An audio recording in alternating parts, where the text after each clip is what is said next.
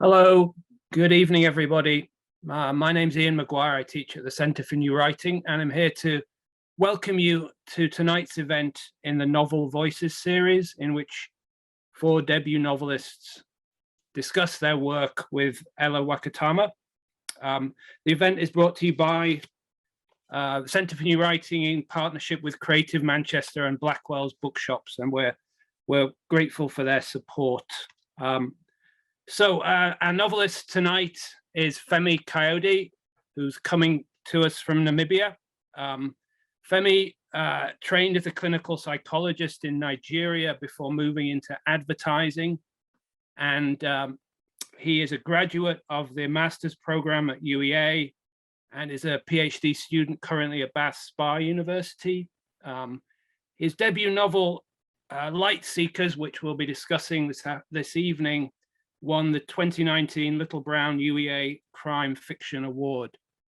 Femi will be in conversation with the wonderful Ellah Wakatama, OBE, who is editor-at-large at Canongate Books, chair of the Kane Prize in African Writing, and a senior research fellow here at the University of Manchester. So the 3 events we've had so far have been wonderful. I'm sure tonight's event will be no exception. This is a final event before Christmas, so I'll hand over to Ellah and Femi. And remember, you can always ask questions. Click on the Q&A tab at the bottom. Thanks very much. Thank you so much, Ian, for the lovely introduction. Welcome everyone to the last of our Novel Voices event for this year. I can't think of a more exciting author to conclude the series with, and welcome, Femi. I'm so excited to meet you. Let me just launch straight in. So Femi, when I've just finished an event with my friend Ainehi Adoro, who is the founder and principal of Brittle Paper, the online platform that is doing so much work to sort of give a critical response to writing by Africans all around the world. And one of the things that we discussed was how exciting it was to see the increase in genre fiction by writers writing about African countries. So I wanted to start there. I wanted to start with a discussion about why fiction and why crime fiction. Now, of course, there's this connection with your training as a clinical psychologist, but given the themes that you're exploring, I mean, I was making a list for myself as I was reading your book. There was religious intolerance, homophobia, complicity, corruption, all kinds of things that you're talking about that are very, very universal. I wanted to ask you, when you first thought, okay, I'm going to move from this clinical professional space and enter this other world, sort of this world of fiction, obviously there were things that you wanted to say. I wanted to find out what you wanted to say and why you chose crime fiction as a way to say it. Oh, that's a lot. Yes, it is. Yeah, because you just packed, I think you just packed 23 years of trying to find myself into this journey. And you did it so delightfully. I felt as if I didn't go through any ups and downs in that journey. But the reality of the matter is that I've always written. I started writing on stage. I was an actor on stage throughout my undergraduate years and my postgraduate, and I never once practiced clinical psychology. I actually think that I went into clinical psychology because I've always wanted to be a doctor. I always liked the idea of talking to people and helping people. And since I didn't make the grades for medical school, I think that the next thing I could do was actually go and study clinical psychology. And when I finished, I went for my training in hospital and all that. And I would just sit down there and I would just daydream. And the patients would be telling me their stories and I would be giving, what if this happened? What if that happened? What if that's actually not what you were thinking, kind of thing? And that really made me very, very interested in the possibilities that exist in the human mind to create stories, to actually use my understanding of human behavior to tell stories. So I think around that particular point in time, I was lucky I entered into a competition by Mnet, which was an African cable channel television. And I wrote a screenplay that won. And since then, I've been writing screenplays. And that got me into advertising. I got my first job for a pharmaceutical brand. That I got simply because I had a science background, not because I could write, And so that's been the journey up until about, I think, 6-7 years ago when I had a midlife crisis. And the midlife crisis was really just that, here I was in my 40s. I've been writing this, what I thought was mid-range screenplays, so what some people would call the Nollywood thing. I taught a lot of screenwriting, and I felt, look, I would love to actually do something and that I had creative control from the beginning to the end. Mm-hmm. And I was under the illusion that writing a novel would give me that. and so I went, and I was, around the time when all of this was going on in my head, I was very lucky to have, to take a course. I did a postgraduate course in future studies at the University of Stellenbosch. And that really just blew my mind in terms of what was possible, what was, how the world is thinking, where the world is moving. And it allowed me to actually think about this, at least exposed me to this concept of systems thinking, how systems interrelate with each other, and all that, and how systems thinking is one of the ways that you can solve complex problems. And a lot of the people in class were really very much interested in solving things like healthcare system in Africa or solving road network in Africa. And I was just interested in telling stories with systems thinking. I just wanted to tell stories with systems thinking. So I was lucky to get it to the UEA. I got a scholarship and I went to study crime fiction. And to my mind, I really didn't think I was going to write crime. I just wanted to write a story. Because I truly, truly believe that at the center of every conflict, at the center of every drama, there's some kind of a crime. Some kind of a travesty has occurred either against an individual or against a system or against the government. So for me, crime fiction has never been genre writing as much as what I'm used to in terms of telling a story. And so that's what I did. And I really enjoyed it. And I think what I did with the book was really just to apply all my knowledge of advertising over the past 25 years, all my studies in the area of systems thinking and futures thinking. And I think that's what makes the book a bit complex. So to your question, crime writing, why? I love crime writing because I think that inside all of us, there's a sense of, I think there's a sense of trying to fix what can't be fixed in real life. I think there is a need in every individual to right wrong and to find some kind of justice. And most importantly, it's a guilt-free, risk-free, dangerous experience for the reader. That's what it is, isn't it? I think that's what the appeal is for me. I have to confess that I love the blood and guts and murder in crime fiction, but it's because usually there's a resolution. I do want to come back to this later because you don't give us easy resolutions, which after I was really upset with you, I actually felt quite grateful. So we're going to come to that later on. I want to talk a little bit about this journey that you've made. Just as a point of interest, my master's degree was in intercultural communication, but focusing on systems analysis. I totally know where you're coming from. Yes, because all of that study informs how I work as an editor. So I was so fascinated to hear you saying that that was how you were thinking of it. And especially because in the story in Light Seekers, what we have is, we know what the crime was. We know who the perpetrators were. So it's the why. It's not who done it, it's why did they do it? For me, this seemed incredibly important.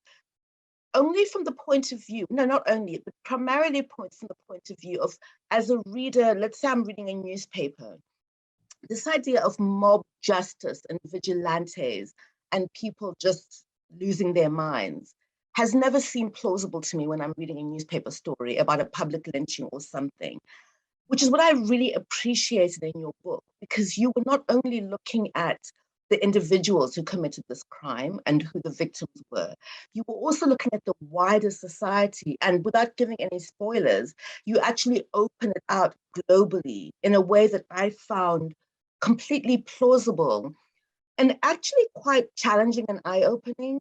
Tell us a little bit, Femi, about where this particular story came from for you, but I also want to focus on your approach, why you decided to approach it from the point of view of the psychologist who's finding out why. Yeah. Oh, okay. First of all, and that's it's something I've always been aware of. First of all, I think I'm a very intentional writer. Mm-hmm. I'm not big on inspiration. And that's because I work in advertising and I work in an industry that's called creativity on demand, kind of thing. But I do spend a lot of time being inspired by my planning. The actual writing it seems to me to be a job. It needs to be done. But the thinking of it is the inspiration, the dreaming of it and the imagining of it is really the work for me. It's what it means to tell a story. You have to imagine it. And so to your question, the first thing that I wanted to do intentionally was to open my country and my world and show the world a part of my world that nobody understands. I really, really wanted to, exactly what you said, when you open the newspaper and you read about this horrible thing that happened in Nigeria, from Boko Haram to whatever, there's no context, there's no understanding, there's nothing. And it just seems so carnal and so mindless. And it reinforces what you can call the Western idea that these people are mindless savages, so to speak. And I really wanted a story that is as extreme in its inhumanity to actually drive home the fact that we are all human, So that was complicated, yes. And complicated and all connected somehow. And so that was a very, very intentional part of me. And I was looking for that story. The second thing about it was that this story was actually inspired by an incident that actually happened in Nigeria that fascinated me to no end. Every time I read the newspapers and I tried to understand how 4 undergraduates in a university town, a very exposed little community university village, sort of like your Cambridge or your Oxford or even Manchester, would do something to 4 university students and burn them alive simply because they were suspected of being thieves. It freaked me out. And I kept on thinking to myself, this is not normal. This is weird. This is strange, And I think those my questions and those my wonderment, so to speak, about this incident was what made me create a psychologist, because a psychologist was not an investigator. A psychologist was not going to write a procedural or whatever, but was going to actually unpeel the layers to actually have an understanding of why people behave the way they behave, because actually that's what the definition of psychology is, So it was, for me, a no-brainer. I needed to use a psychologist, because if I used anybody else, they would be looking for who did it, what did they do, and how do we punish them? This person is not interested in that. This person is interested in the why of the matter. And that's my final point on it. That also allowed me to journey, because I really needed to journey through this case. I needed to rediscover my country. I needed to rediscover my heritage, and I needed to find the humanity in my people. And I must say it was very difficult at a point, but I then realized that the most important thing I could bring to the table was compassion as a writer. And I think that's what I tried to do. You succeeded. You really did. One of the things I appreciate greatly about what you just said is this idea of centering your country. And we're in a small university town, but as far as the reader is concerned, it's the center of the universe. I'm an avid crime reader. The center of the universe for me has too often been very far away from where I come from. And reading a center of the universe that I could recognize in some way, or that I knew was sort of African, I was imagining crime readers all over the world being brought to this university town. There's so much that's familiar because you know how a crime novel works, you know how a novel set in a university town works, but you don't know this culture and you don't know these people, or you do know them intimately. And for all kinds of readers, I thought, well, what a delight, how amazing is this? But even more so, Femi, was how you had layers of complication. So we not only get the mob justice that you then very carefully unpick the reasons for it, looking at the wider society. We also get a very personal tragedy. Now, I'm not going to give any spoilers because I think this is like really important to the book, but there's a character who appears in italics in sections throughout, and it takes the reader a while to figure out what's going on. He becomes central as a character. I found him completely intriguing. I have to say that, you know, I've been watching the new season of Dexter on the serial killer. So you will know that that dark and twisty place you take us to is one that I actually really love. But sorry, the fireworks in the background. But what I wanted to ask you was, there's so many ways that this could have been one note. And you've talked to us a little bit about sort of setting and an approach. But I want to talk a little bit more about Philip. I want to think that Philip and I could actually be mates. When you were describing Salome, his lawyer friends, I thought, oh, she sounds just like how I would want to see myself in a book. I don't know if I succeed. But talk to us about Philip, not just about his profession, but because he's a character I really hope to be spending more time with. I want to know about him, the process of creating him and how he spoke to you and what your relationship with him is. Oh, wow. Well, there have been a number of times when some of my friends have actually told me that it sounds like you, his process is like you, and I don't quite agree. Mm-hmm. Philip is the kind of person that I would like to be.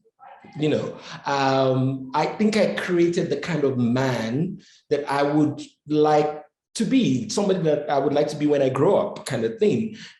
He's a hard worker. He doesn't have any superhero powers. He doesn't have any, he's a hard worker. He does the work. He really, really does the work. Is very sensitive and appropriately insecure.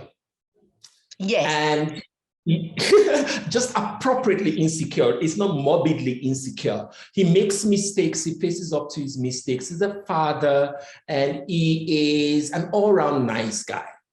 But the one flaw that he has is that he's very, very prejudiced. He has some preconceived notions about people, about where he's coming from. And I was very excited about how to almost like attack his preconceived notion. To my mind, Philip is a composite of people like me that have lived outside of Nigeria for so long. And when we, as soon as the plane is landing in Lagos and the pilot says, we're approaching Lagos now, you can literally start hearing the grumblings of the returnees, oh yes, we know we're going to stand on the queue for a long time. Oh, the heat and all that. And somehow it just takes the joy out of returning home, because we are already ordering ourselves from home in a sense.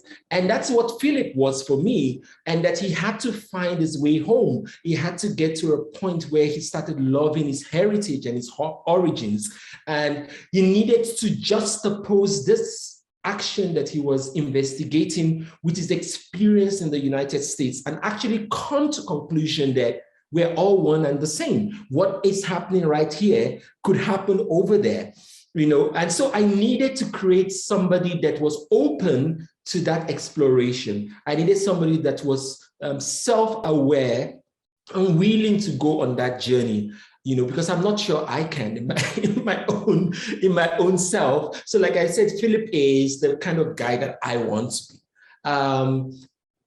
But I hope you go back to the guy in italics that we can talk about it. I will do.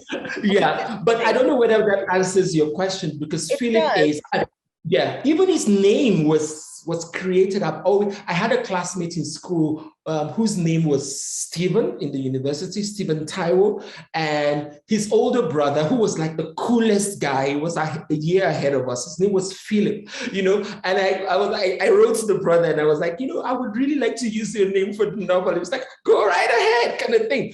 I needed a name that was easy to pronounce. I needed a name that was readers outside of Nigeria could relate to in a very easy manner. But I also needed a name that had history. So he's a twin.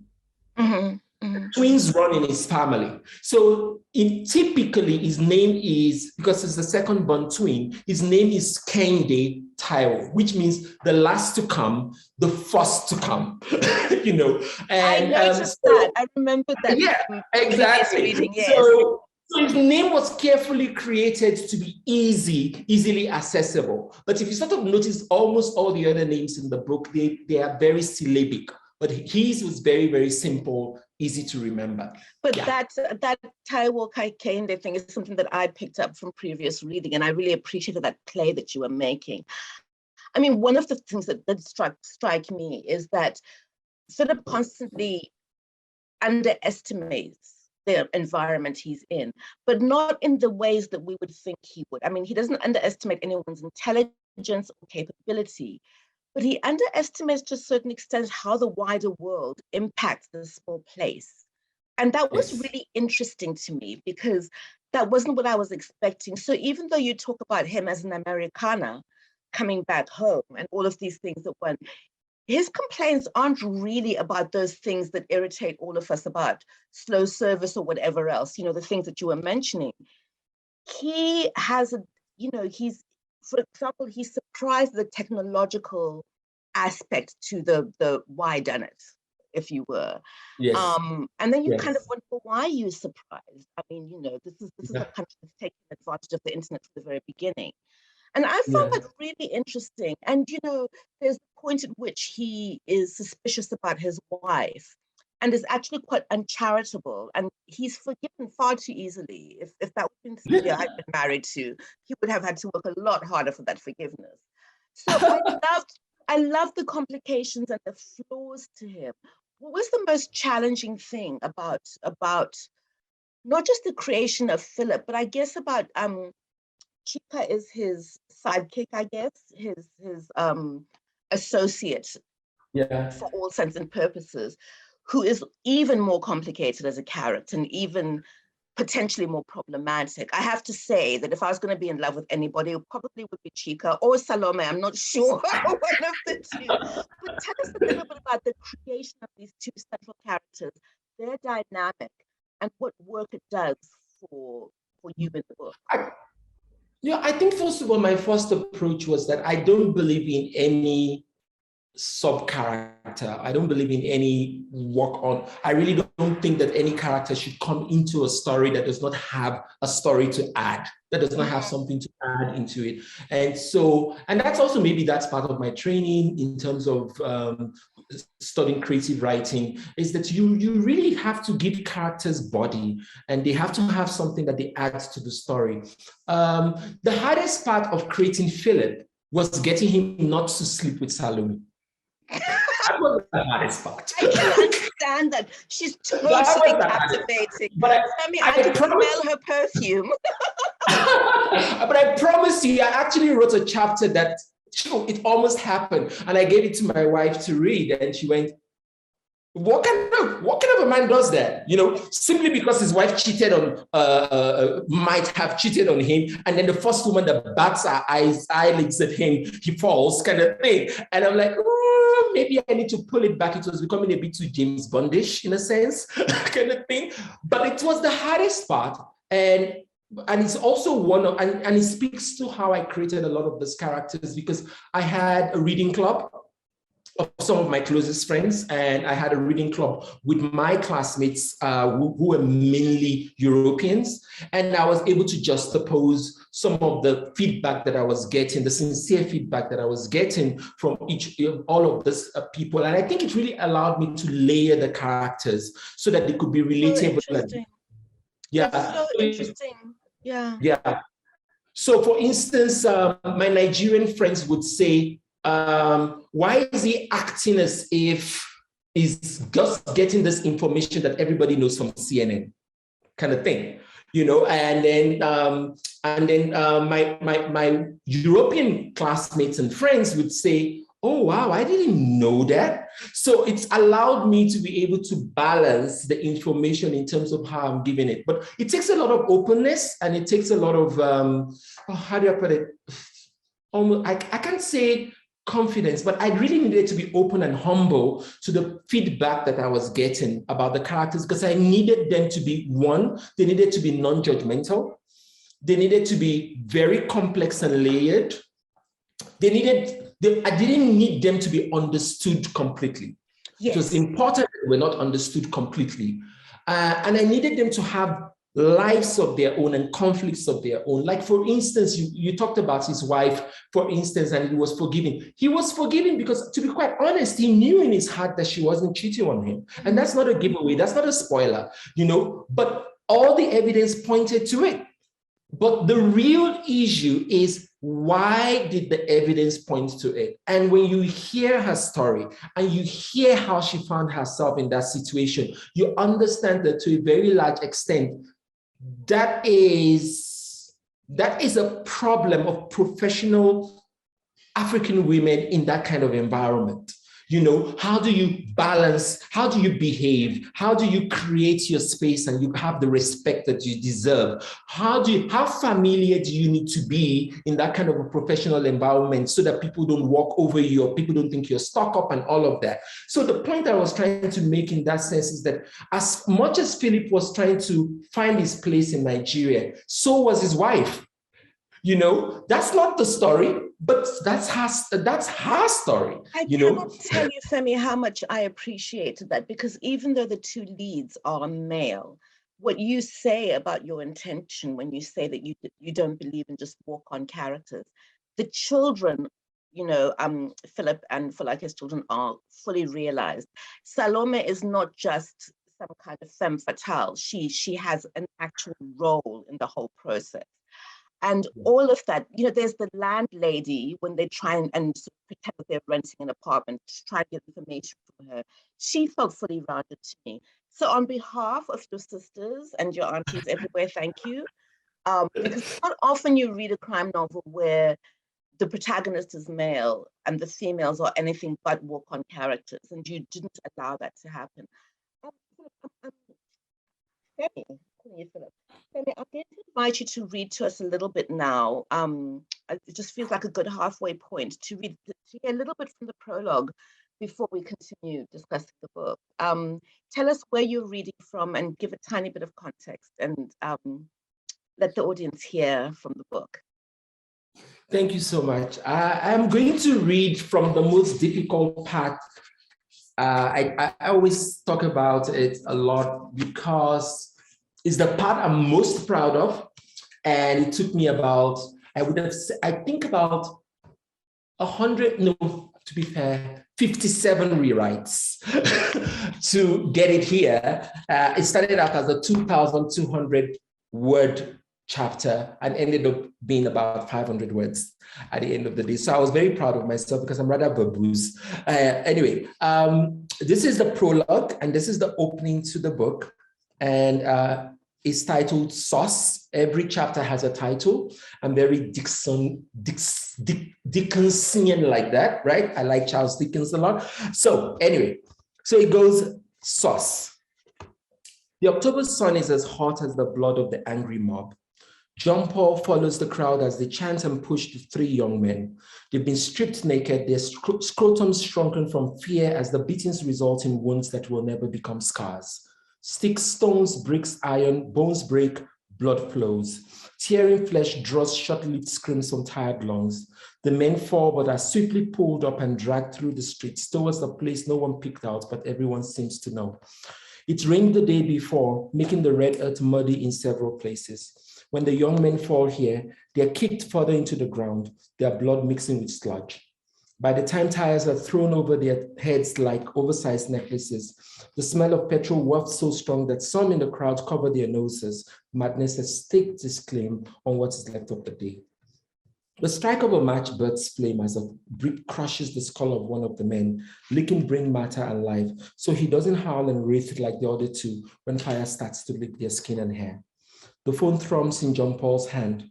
The battery indicator flashes red. He lowers the smartphone and looks around.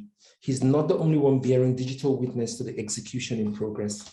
He considers using the cell phone he had taken off one of the burning men before the mob pounced, but the irony wouldn't be worth it. It's over anyway. Time to go.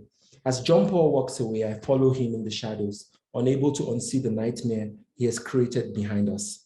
And because he doesn't look back, neither can I.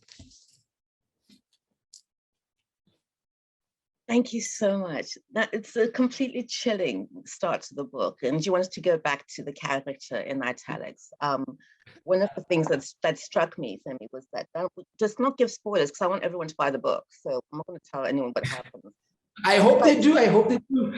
They will. So one of the things that really intrigued me is that this lynching, essentially, of the students has national repercussions. And it's being played out on an international stage, and people are watching from everywhere. And, it was wonderful hearing from you saying that your Nigerian readers you could see this on CNN. So it's something that I can imagine because I've seen similar things being reported in the international news. At the heart of it, you decide to put a very domestic, very painful tragedy and crime. It's a domestic crime that sets everything else into motion. You don't dwell on it too much, but each time we encounter these characters, because there are two of them in italics, we understand more and more about motivation. For me, that was an incredibly delicate balance. And you don't actually tie things up tidily in the end at all. There's no ta-da moment where, things are tied up because we know why, but we don't, the answers aren't all there. I appreciated that. One, because it promises another book, but two, because I'm still thinking about it. So I wanted to ask about how you chose that small, I guess, quite personal tragedy and the fact that what happens within a family that then sets up all of these things years and years later. Why did you choose that? Why wasn't it a kind of a bigger, kind of more complicated crime? Why did you make it such a personal crime that set things in motion? You see how skillfully I avoided spoilers. Yeah, you did. But you did so well, but I was also getting goosebumps because I never thought about it as a personal tragedy. Yeah. Because it's one of the parts that I fought for, and I'm so proud of my editor for believing in it and keeping it. Because everybody, I still get critics come back to me and they say, oh, we gave it an uneven tone. We don't quite get him. I said, you don't quite get him because it's a composite. Mm-hmm. He is Nigeria. Mm-hmm. He is Nigeria. He was attacked, he was abused when he was young. That is colonialism. He was stripped of his person, and religion was brought into his life. And that's it. You just look at the history of Nigeria, and you see the antagonist, you see the guy, and you realize that is really what we have become as a nation. Most African nations, post-colonial traumatic stress, we're eating our young. We've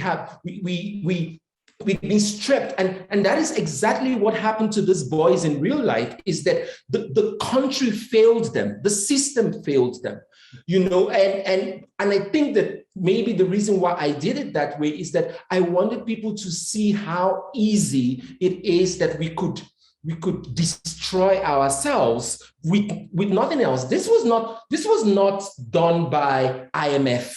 This was not done by World Bank. This was not done by, okay, we did this to ourselves, but we need to understand where we're coming from. So this guy, this John Paul, is a split personality guy that is the direct result of abuse, of the stripping of self, of the raping of our existence, so to speak.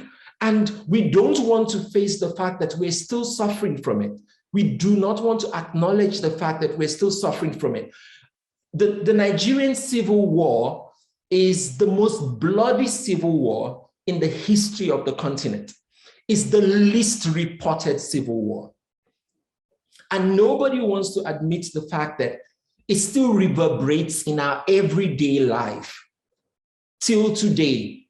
You can't get rid of 3.5 million people in 3 years and think that you can just walk away, foot loose and fancy free. So for me, that is the character that has my heart, because that's Nigeria. It's a damaged character. It is so important to me that this is your response to my question, because as I read this character, he disturbed me profoundly. I knew he was important to you, and I knew that there was something within him that I needed to see in order for me to understand.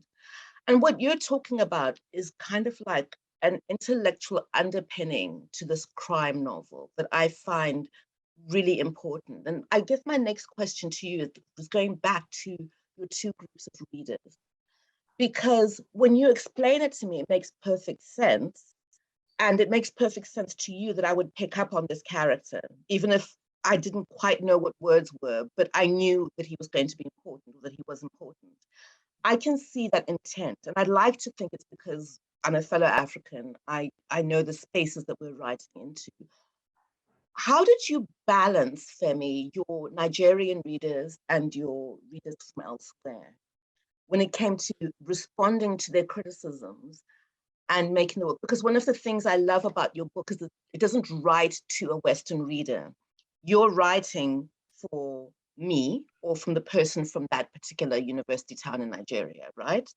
Yeah. So there's no exposition, all of those things that are so irritating in novels that are trying to explain us to other people. You don't do those. But at the same time, you're telling me that you responded to your readers from both places. How did you manage that? I think it's really important for any prospective writers in the audience to learn how to manage your primary readers' responses. Okay, yeah, that's very good.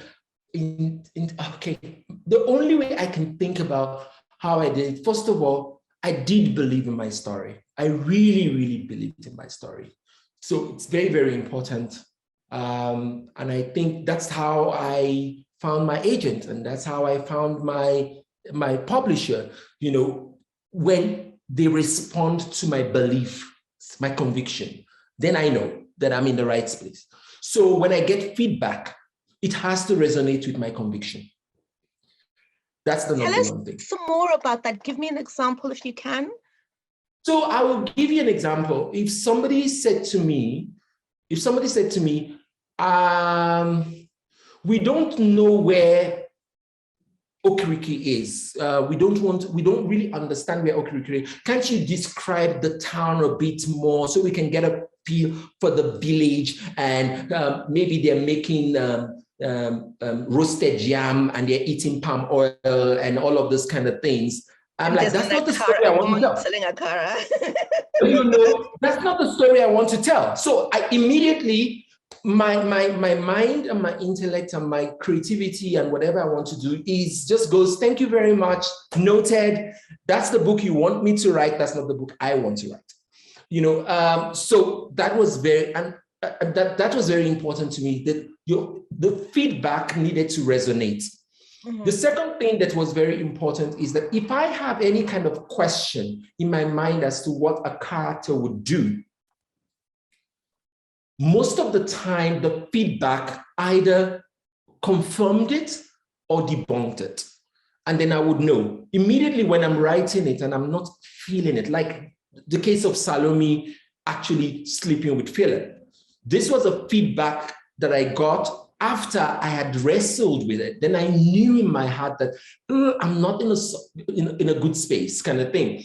So taking feedback is very, very good, but it's also very important to have a belief system, to actually have a conviction. And that is the reason why we're telling stories. The most important thing for me, for my Western audiences or Western readers, was really that I wanted to tell a human story.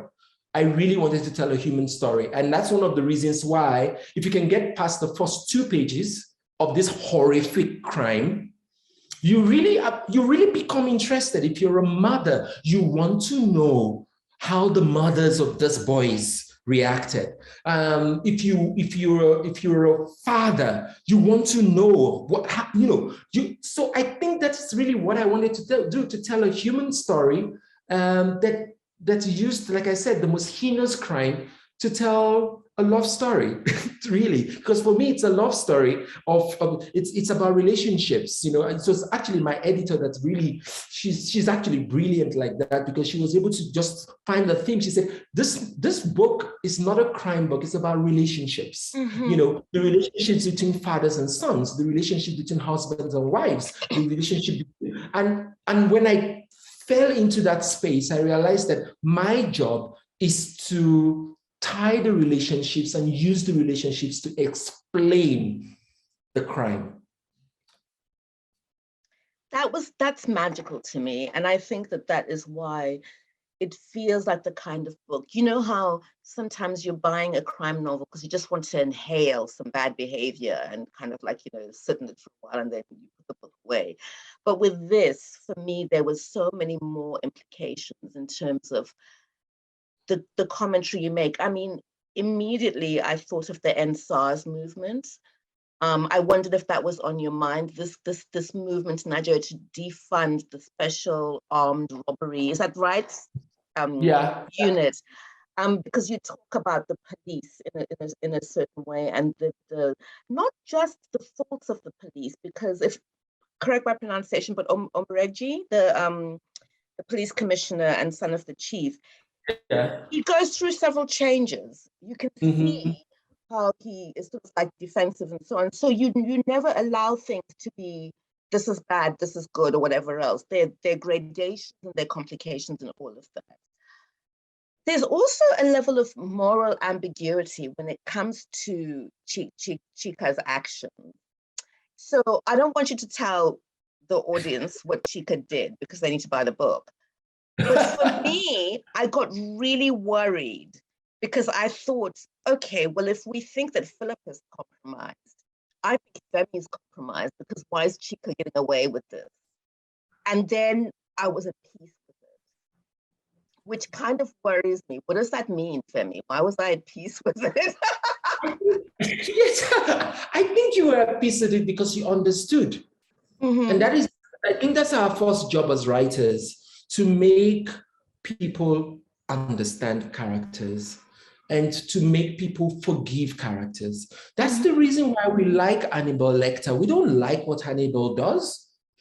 We know he's a killer. We know he's a serial killer. You watch Dexter, I love Dexter, but the thing is that we that's our job. I think that's our first task, to help readers understand humanity and human nature more. And as soon as we understand, we become more compassionate, we become more empathetic. And then, so the fact that you understand what Chika did does not mean you endorse it.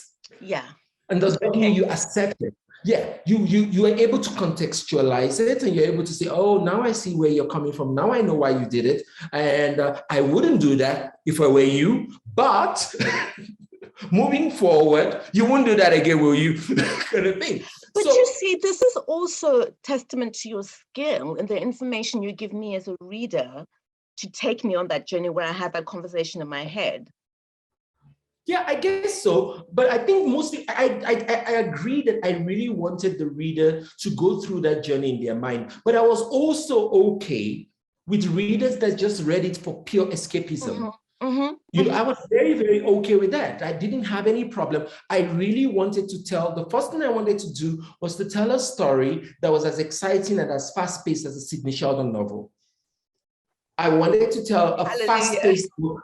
You know, I really wanted, actually, my standard was A Stone for Danny Fisher by Harold Robbins. You know, I really wanted that.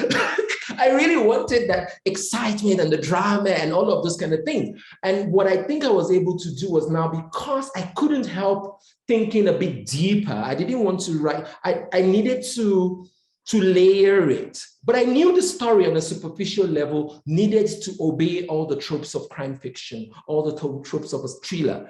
And that was easy. That's the easiest part of it. It is now going backwards and say, okay, look, we have a bad guy, but it can't just be a bad guy. It has to be a bad guy that has complexity built into it. And then motivation is not enough. You can't just say, oh, he's doing it because he's a bad guy. No, motivation, what informs that motivation? What is it around the environment? What is it about the history and the culture of the environment of the bad guy that informs that motivation, that feeds that motivation and maintains it? And the same thing with the person that is trying to solve the crime. What is it about the environment that facilitates the solving of the crime? Absolutely. Yep. And what is it that, you know, actually presents an obstacle to solving the crime? It's not every time that the antagonist or the bad guy is the one that is creating this obstacle. Sometimes in Lagos, for instance, traffic can stop you from solving a crime. And we don't talk about it as if traffic is an antagonist in itself. This is so important to me because it did seem to me that it wasn't just that one bad guy. There were gradations of people doing questionable things or things that you felt were a mistake. And I found that I really appreciated that. And I think it's part of what you were saying about not having walk-on character, that everybody is being important. But I think also that balancing of the thriller element where you want to push on, you know, that feeling where you forget to breathe, so you're feeling slightly dizzy. I don't know if everyone does it, but towards the end of the book, I'll have, okay, hurry up. Finish. And, you know, for me, that balance was just very, very well done. I am really interested because I don't know if you've had this response from others, but I immediately started casting it. I was thinking of actors I've seen. Who would I want to be Philip? Who would I want to be Salome? Who would I want to be Chika? Can you talk to us a little bit before we go to audience questions about the connection between your writing for television and your writing for print? Is there a connection? Does one help the other? It does. Oh God, I'm so grateful for my screenwriting experience. In fact, I just wanted to talk about that in terms of conflict, and I'll be very brief about it in terms of, so I had this wonderful tutor in my screenwriting program called Ayoka Chenzira. She teaches at Spelman College, and she's perhaps the most phenomenal teacher I've ever had in screenwriting. And she always defined conflict as desire versus danger. And that it has nothing to do with who the bad guy is and who the good guy is. If you ever think of characters within the context of protagonists and antagonists, you've lost the plot. You've lost the plot. It is about one person having a desire that conflicts with or counters the desire of someone else. That's all. It has nothing to do with somebody that wants to shoot you or whatever. If you really understand that, and I'm speaking to my fellow writers in the audience, that if you really understand that everybody comes to the stage of a story with a desire, and 90% of the time, our desires conflict with each other. That's conflict. There's nothing else. It's not about somebody trying to stop you. It's just about the fact that there's only one taxi. It's a rainy night or it's a snowy night. Your wife is pregnant and close to labor, and his wife, and he is going for a business meeting that's going to give him billions of dollars. Who's going to take the taxi? And who's the bad guy?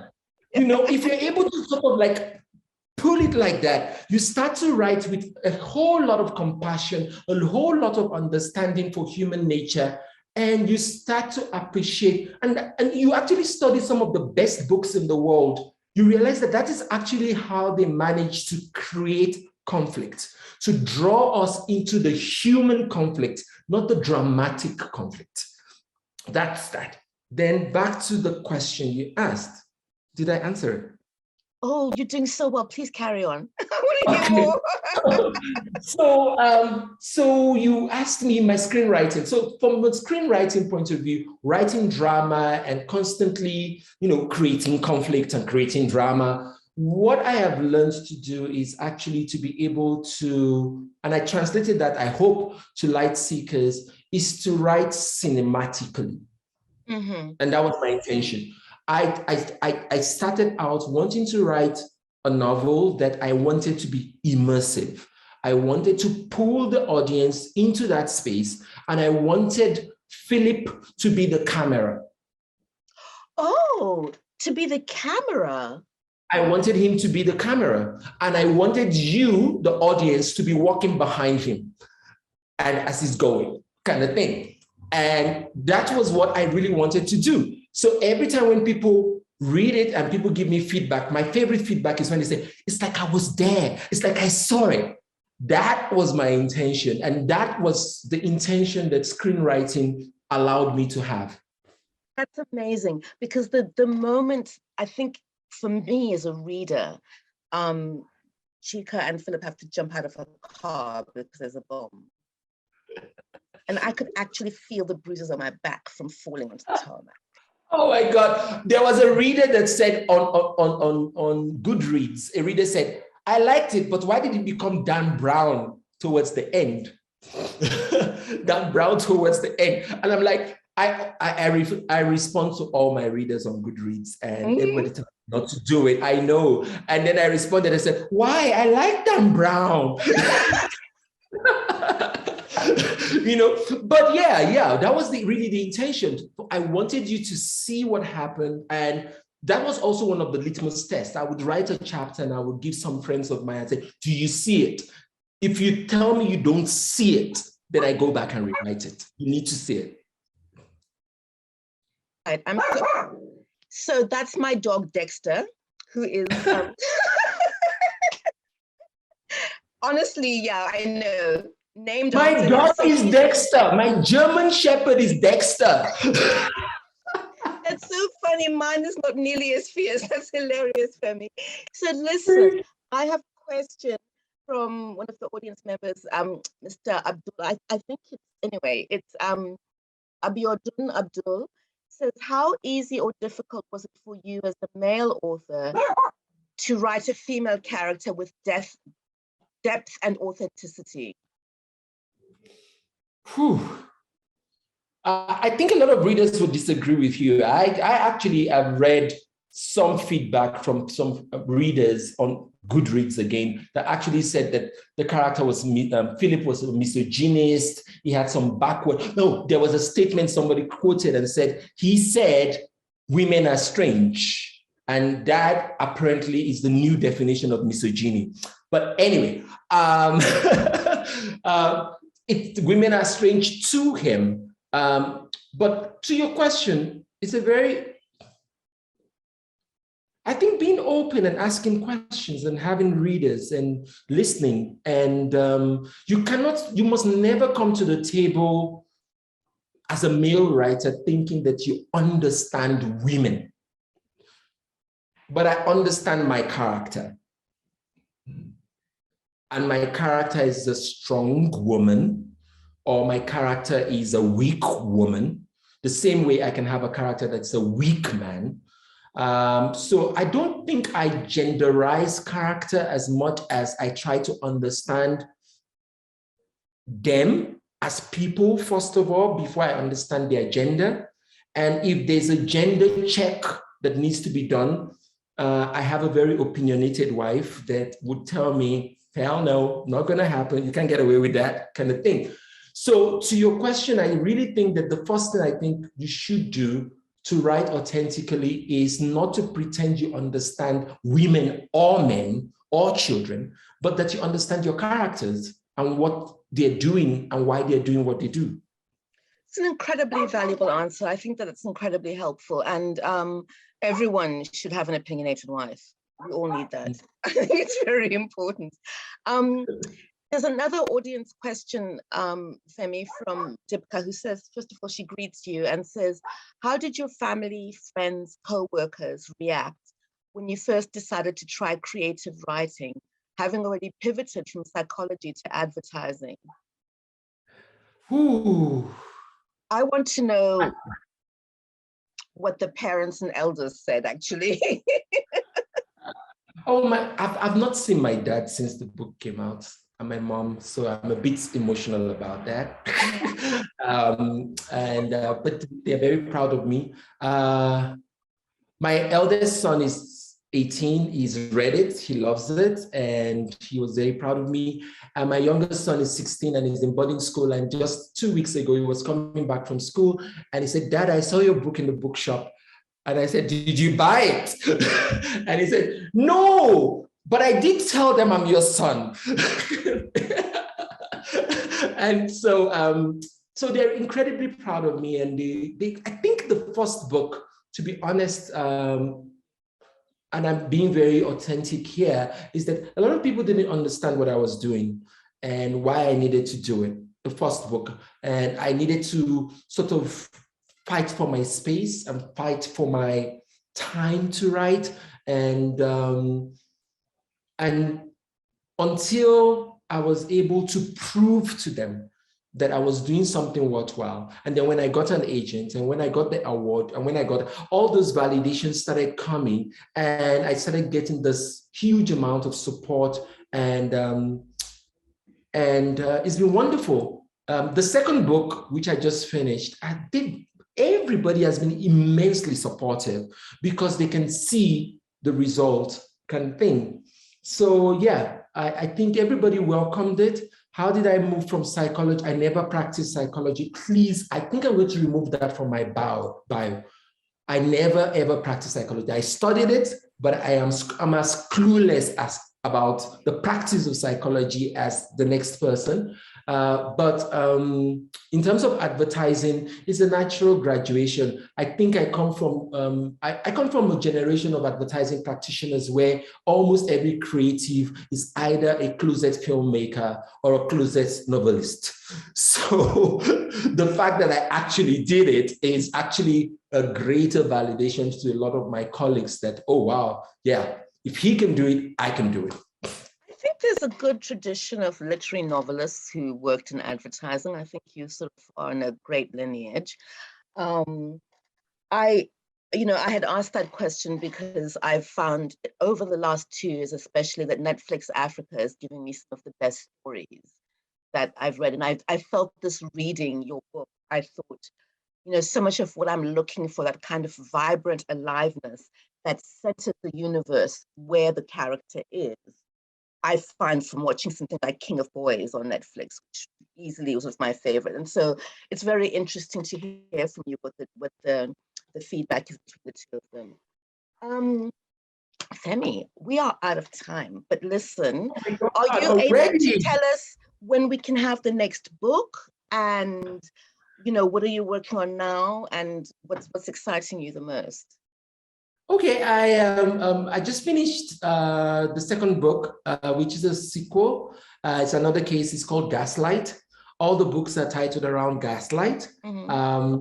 So that's due for publication in 2023. My editor is just back from leave now, and I have this amazing editor also from the States with Little Brown, who has been extremely supportive. So Gaslight is out in 2023, and I am pitching for my next set of stories so that my contract can be renewed. And I have about, I think, 3 Philip Taiwo stories: Backlight, Stoplight, Showlight. Stop. Okay, no, kidding. But bottom line is that I am working on it. I'm very excited about taking Philip Taiwo to the next level. But I'm also interested in writing some standalone. I've been living in Namibia now for 19 years, and there's so many stories around here that I really would love to tell. And I'm so looking forward to it. So I'm very excited about the future. Listen, I'm going to put myself forward as the president of the Philip K fan club, and I will fight anybody who tries to take my seat.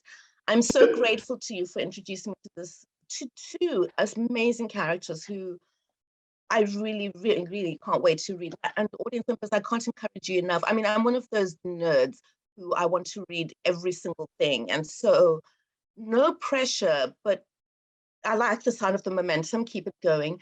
Femi, thank you for giving us such a layered and complicated novel that's also just an easy, accessible, all immersive read. But more than that, for being so generous with us and unpacking all of the things that went into making what I think is an extraordinary book. And I'm so grateful to it. And I'm so excited to have you on my bookshelf. Thank you so much, Femi. Thank you so much. Thank you to everyone that's in the audience. I am so grateful to you, and thank you. Thank you. Ian, over to you. Thank you. Thank you very much, Femi. That was wonderful. Such a fascinating and thought-provoking conversation. And thank you, Ellah, for your terrific questions as ever. Really wonderful. Thank you for all these Novel Voices events over this autumn. Helped us get through these kind of cold nights. So really appreciated. Thanks, Femi, for joining us from so far away.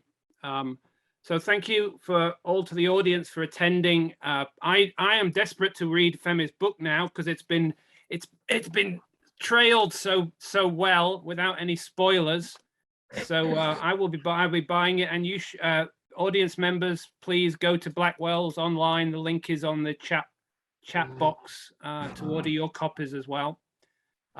So in terms of future events, this is a final Novel Voices event, but in the spring we will be back with, well, hopefully, variants allowing, we will be back with in-person events.